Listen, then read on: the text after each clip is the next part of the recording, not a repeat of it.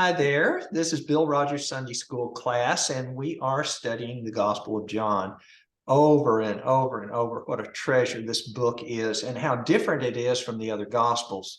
That's why the others are called the Synoptic Gospels, because they are much alike. They do share a lot of material, but John is more different from them than they are from each other. And so the Gospel of John has some material that's not presented. Now, we are moving into, or I guess we are in the last week of Jesus' life. As we move into the Easter, toward Easter Sunday, a couple of weeks from now, we can kind of take our time. But what John has now is the ongoing things in the upper room. Now, the Jewish people celebrated Passover every year. And as we mentioned from our teaching material last week, that some think as many as 100,000 Jews from the Mediterranean diaspora would come back to Jerusalem for the Passover. And this was a celebration of God's deliverance of their nation from slavery and the miraculous killing of the firstborn of the Egyptians. Every household that did not have blood applied to the doorposts and lintel of the house. So those things are, that's their history, and they celebrated this every year, and it was like bigger than Christmas is for us. So we have Jesus in the upper room. We have Judas leaving to do his betrayal that's recorded in John, and Judas going out. And but we also have Jesus washing the feet of his disciples. So I'm going to pick up, just scoot through a couple of verses here. John 13, chapter 1, where our lesson material actually picks up in the middle of John 13 and goes through the first 6 verses of John 14. But it says, before the feast of the Passover, when Jesus knew that his hour had come, there's that, up until this, my hour has not yet come, and now his hour has come, as we had in last week's lesson in chapter 12, that he should depart from this world. So Jesus is going to leave this world. This is John writing years later a summary of what he at the time was hearing from Jesus, but doesn't understand. And so he's going to depart from this world to the Father, having loved his own who were in the world. He loved them to the very end. And some want to translate that to the utmost. Absolutely, as much as you can possibly love is how he loved his own. And then the supper being ended, the devil having already put it into the heart of Judas Iscariot, Simon's son, to betray him, Jesus knowing that the Father had given all things into his hands. Okay, so it's like the keys have been turned over to Jesus, and that he had come from God and he was going to God. He rose from supper. He takes off his garments and puts a towel around him. He starts washing your feet. And you can read that story, but this servant picture of Jesus is so dramatically different from what we see in some pulpits, what drives some people today in Christian ministry. And this is the other end of the spectrum. And Jesus tells them, I want you to do this very thing. And we just don't have time to do everything. But he says, I say to you, a servant's not greater than his master. You're the servant, I'm the master. You have to do the kind of things that I am doing. And we know he's going to lay down his life for him. So then in verse 21, he talks about his betrayal. He's very disturbed, and he gives the piece of bread to Judas, and then Judas goes out and he says, what you do quickly. Now, the disciples, this characteristic I'm seeing in this chapter especially is they're only getting like every other thing Jesus says. They'll latch onto something and they'll be puzzled about it. You can tell it's all beyond them. And we'll come back to that thought. But they said, who's gonna betray you, Jesus? Is it me? Is it me? Is it me? And then Jesus gives Judas the bread that he dipped in the dish, and he said, "What'd you do quickly?" And they said, "Well, he sent him out to buy something for the poor, or who, he's doing something. He's on some assignment that we don't know about." And so C.S. Lewis points out that verse 30 is enough to convince him that this is an eyewitness account. Now, and this is not in any of the lesson material, but listen to what it says. Having received the piece of bread, he then went out immediately, and it was night. And Lewis said, just that little note of veracity, the observation, he went out, the door opens, it's dark out, he closes the door. They would have been going in there as the sun was going down for the Passover meal. And John notes that, and Lewis said just that one little note was enough to prove to him that this thing is an eyewitness account. So coming to today's passage, it says, so when he had gone out, Jesus said, now the Son of Man is glorified, and God is glorified in him. What is your understanding? You're invited to unmute if you want. What's your understanding of this word glorified? What does it mean? How is the Son glorified? What is he meaning? And God is glorified in the Son. What do you see there? What's your understanding of glorification? Philip? I just think that he's fulfilling prophecy right there. All this was going to happen, and it's happening now. Okay.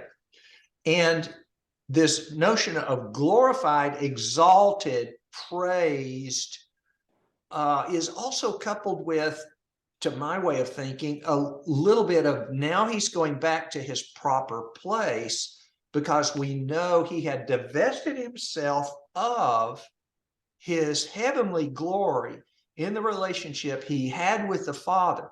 Now, I'm speaking of something that's going to be mentioned a couple of chapters later in what's called the Upper Room Discourse.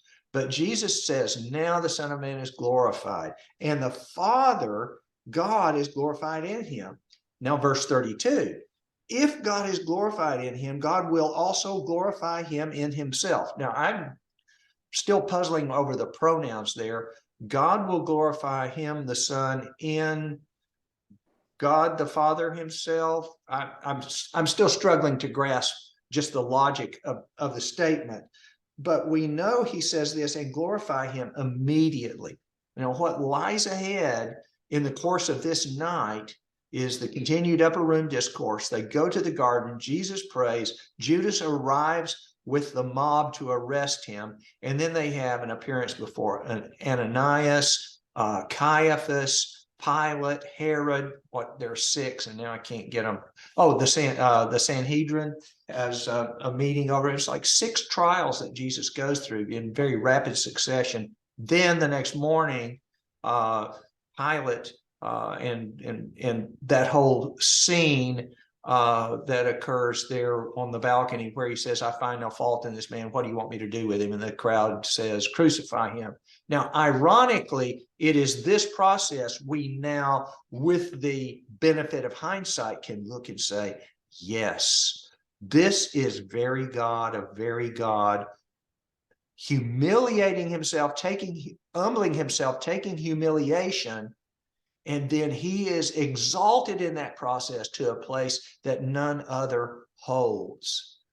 And we then are expected to be like him. But Jesus has some words to say to his apostles, to these guys that have been following him all these years, that it's going to be puzzling to them, but he's going to kind of say, okay, you're going to have to do the same thing, but not yet. You can't do it right now. All right, so let's read. He says, if God is glorified in him, God will also glorify him in himself and glorify him immediately. Then he says, okay, boys or kids or little children, okay, babies, I shall be with you a little while longer. I'm going to just this night. He's going to be with them a little while longer. You will seek me. And as I said to the Jews, where I'm going, you cannot come. So now I can say to you, okay, now that is, he has already had a statement where I've got a side note here. I think it was in, I've already said this to you, That is in John 12. It's going to be ahead in John 14. But he's told the Jews, I'm going a place that you can't come. And at one of the gospel, they say, what's he going to kill himself? Is this what he's talking about? But yet, where is Jesus going that they cannot come? And they'll be seeking him, it says. They'll be looking for him. What's your understanding of where he's going?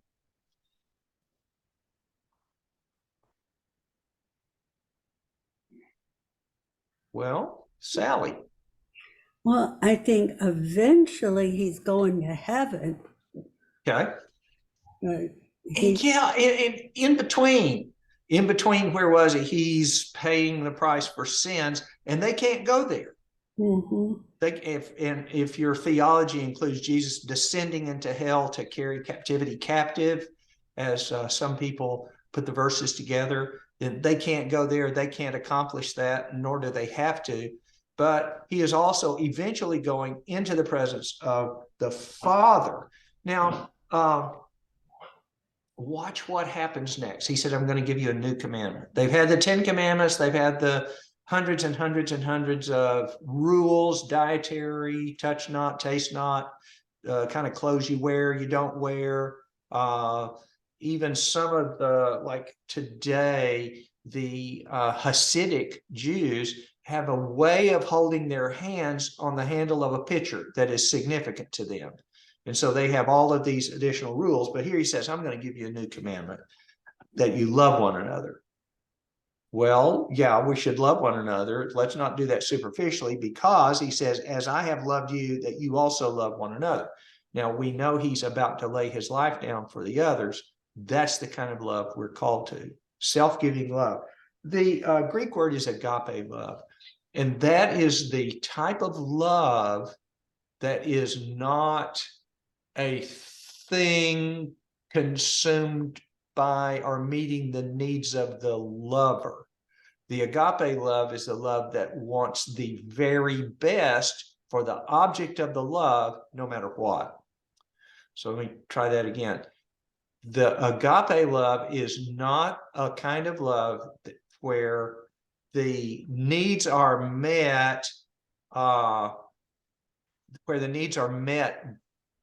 on behalf of the lover by the object of the love. You know, I love you, romantic love, where you both get something out of it. Instead, it is the love that is the type of love that wants the very best for the object of that love, no matter what. And that's tough love. And that's the hardest kind of love. And then verse 35, Jesus says, by this all will know that you're my disciples, if you have love for one another. If you love like this, people will know. So is the world around you looking at your life? Let's not talk about, I got to get everybody else in my church corralled and loving properly before I get off the hook. Let's not think like that. Instead, let's talk about what I have control of. Does my life express that kind of compassion and love that those who are outside the Christian community might very well say, wow, I'm seeing something here I just don't see anywhere else? Because Jesus says, by this all will know that you're my disciples, if you have love for one another. In fact, some interpreters say Jesus is giving the world, all those around you who disbelieve or who are antagonistic to faith, belief in God, he gives them the right to look at your life and say, okay, how is this person loving people? He claims to be a follower of Jesus. Is his life characterized by love? So anyway, that's what it is. You know, that's what he's saying here. Love one another. Now, at this point, Simon Peter, and I mentioned it a bit earlier, he didn't hear everything that Jesus just said. John fortunately wrote it down, but Simon Peter is saying, what? Where are you going? You know, we've been here, we've been in Galilee, we've been running back to Jerusalem, back to Galilee, Ephraim, then we're back to Jerusalem. We're going here and here. And now you're saying, I'm going somewhere and we can't go with you. Wait a minute. What did you just say? And he missed the part about love one another. Okay. And that's the way I hear things. That's the way, you know, we partially here, or we get stuck trying to process and we don't hear the rest of what is going on. So he says, Jesus answers, where I'm going, you cannot follow me now, but you shall follow me after. Interestingly, if you say this, he's going to the cross. Peter, according to early church tradition, was also crucified. But I think more so it means you will eventually go to be with the Father. Now, as we have gone through this book, I have been kind of collecting different words for salvation, like eternal life, enter the kingdom, be born again. And here, Jesus is calling what happens next as going to the Father. I go to my Father, you can go there too. You're not going right now, but you will go there too. And that's an intriguing notion of what it means to be saved, is eventually not just, I get to go to heaven and it's a good place where everybody's happy, but instead it is the place where I am made able to be in the presence of God. And that, to me, is something I want to be working on now, so that it's not such a big shock, right? To be there in God's presence. But Peter totally missed the part about loving each other. And Peter now says to him, Lord, why can't I follow you now?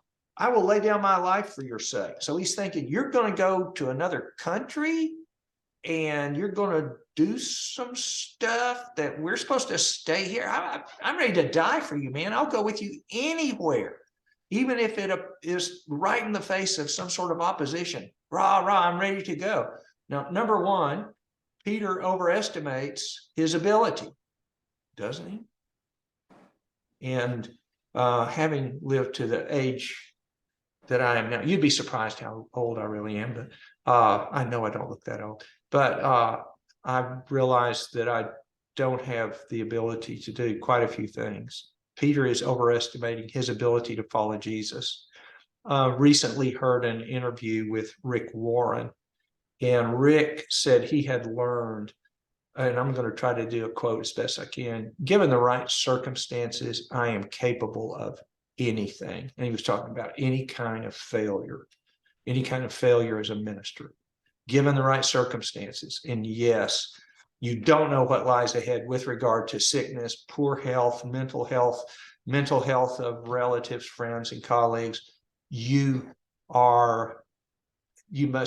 should at best have a very low view of your capacities and abilities, but have a heart that seeks to be close to God. Major Ian Thomas, the British preacher, says this. He had a little poem, and it was, you can't. He never said you could. He can, and he always promised he would. And that's with regard to our ability to do the really hard part that only Jesus can do in our lives, in our ministries, in our walk with him. But moving back forward, he says, Peter says, I'll lay down my life for you, for your sake. And Jesus answered, will you? Will you lay down your life for my sake? Most assuredly, I say to you, the rooster won't crow until you've denied me 3 times. So over the next few hours, Peter is going to deny him 3 times. And we put all 4 gospels mention Peter's denial. The pastor this morning in his sermon said, apparently, Peter did not try to exercise editorial control over any of the gospel writers to have this denial left out. Peter did not try to have him make him look a little bit better. Peter was that much of a mature person that his failure now stands as an example for us, that we, no matter how badly we have failed, can be redeemed.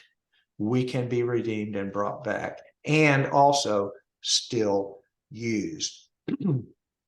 Now, verse 1 of chapter 14. Let's go ahead. We're clicking along here. Let not your heart be troubled. You believe in God, believe also in me. Now, let's be very careful here.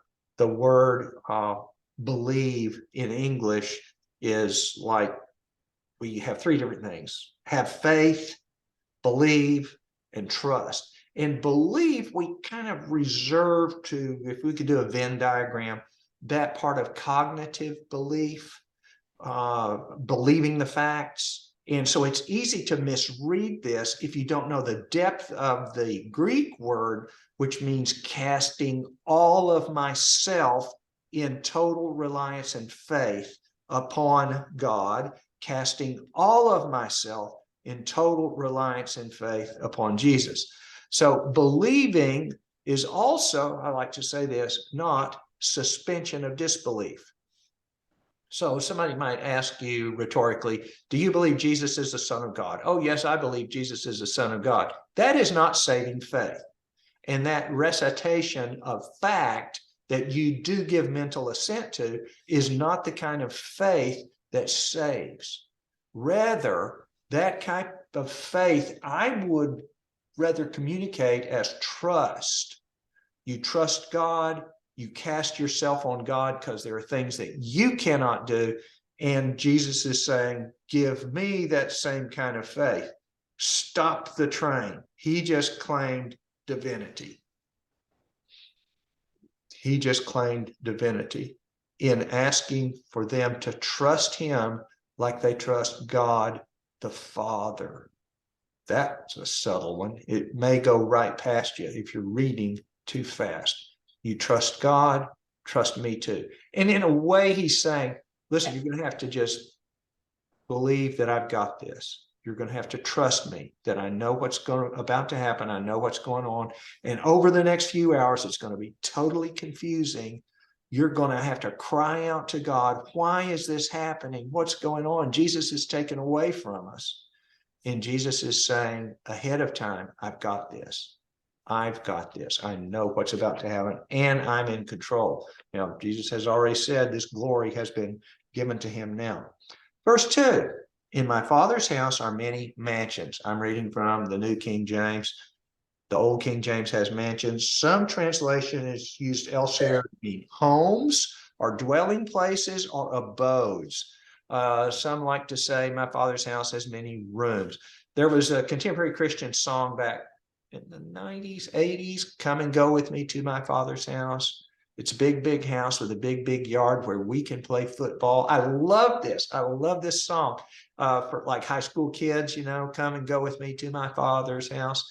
And it's a big, big table with lots and lots of food. And it's beautiful. And if you're involved in teaching English as a second language, that is a wonderful thing to, you know, simple words, common words. And this song says, come and go with me. And then that opens the door to, we look at death being a homecoming because we're going to our Father's house. We're going where Jesus is. When my daddy died of Alzheimer's, my sister-in-law said a beautiful thing. She said, now his mind is clear. Oh man, it moved me to tears at the time. And I was talking both to a Unitarian minister at work, and he had really radical views, by the way, and then also to a Muslim family friend that I said, my daddy has gone to where Jesus is. And they had nothing more to say to that. They were just, but we know that that type of expression of faith is utterly foreign to the doubt and ambiguity that some of the other religious faiths have. And it should be expressed clearly and confidently and often. My daddy is in the presence of Jesus. That's a true thing. And when I go, I'm going right into his presence, or into the presence of my Father. And he says, if it were not so, I would not have told you I go to prepare a place for you. I'm going to get your room set up. Now, a beautiful thought. This is extrapolation theology. How long did it take God to create the world? 6 days. But he's been gone how many years working on your room? What's it going to be like? Your special place. What is it going to be like? And he's been working on it all this time. Verse 3, if I go and prepare a place for you, I will come again and receive you to myself. There's that personal relationship aspect of this thing, Christianity, is Jesus comes back for me. It may be during the rapture, it may be I'm already dead and I'll be resurrected, but he'll come back for me to bring me to himself. There is a person there who knows my name, who knows me and still loves me. You know, the one that knows me best still loves me the best, even though he knows all my flaws. So here we go. Now, again, here's Thomas. Thomas jumps in. He's had it. He's still stuck on, I'm going away. And now Jesus says, I'll receive you to myself, that where I am, there you may be also. And where I go, you know, and the way you know. And Thomas says, wait a minute. I see him just slapping his hand on the table. What?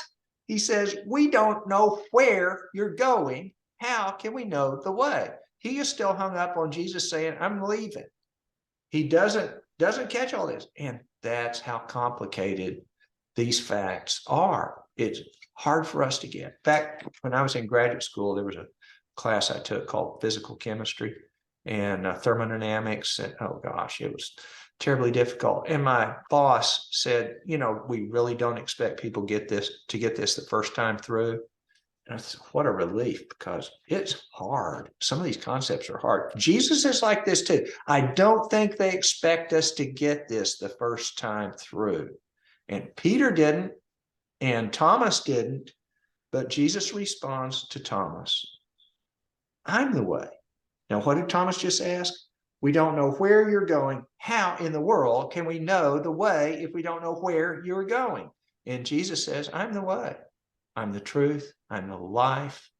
And then he says something absolutely antagonistic to anybody who wants to say Jesus is just a good teacher. And that is this: nobody comes to God. Nobody comes to the Father except by me.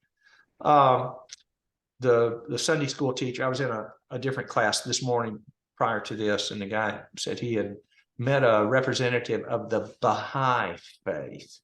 And that is that other newer religion that came out, I think in the 1800s.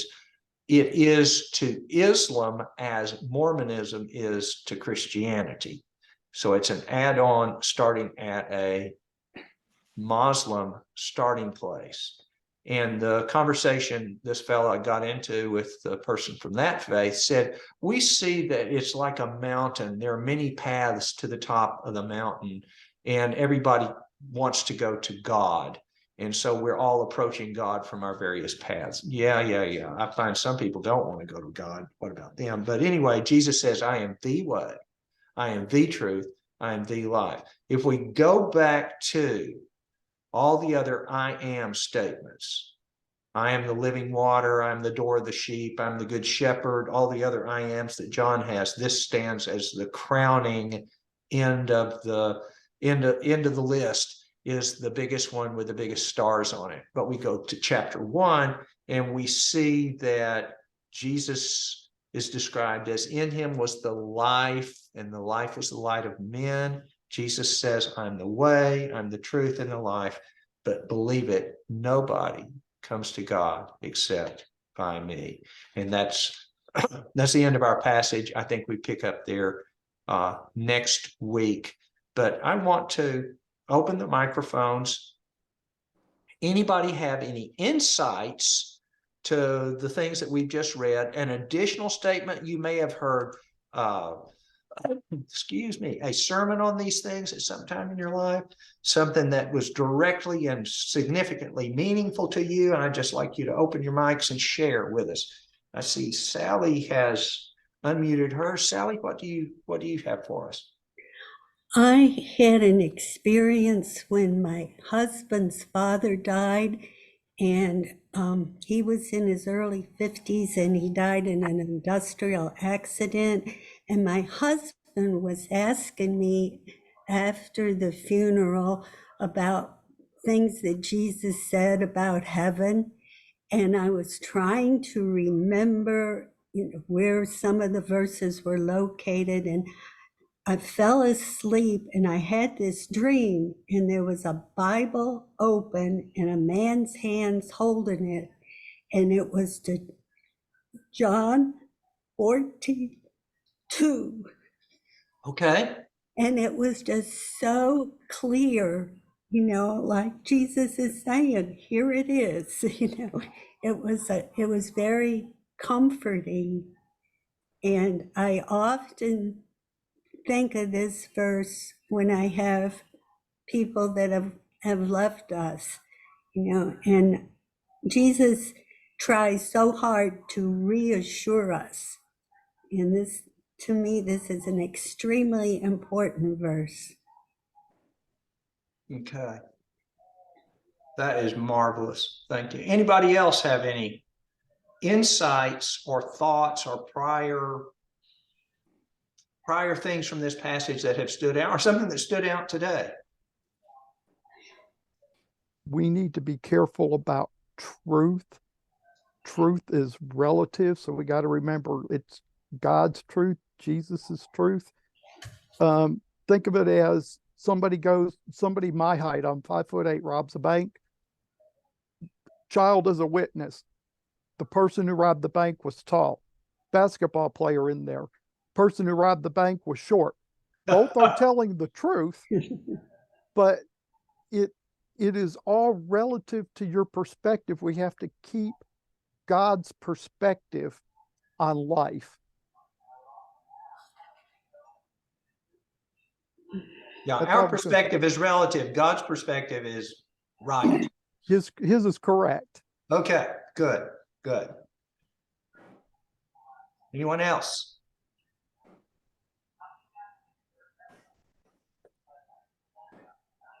All right. Well, that's been a good 30-something minutes here, and we'll pick up in I think where we left off for next week's lesson. And as we move to Easter Sunday, we will be doing other things. I would like to recommend to you Alistair Begg. If you've never heard him, he's in Cleveland, Ohio, and he's Scottish.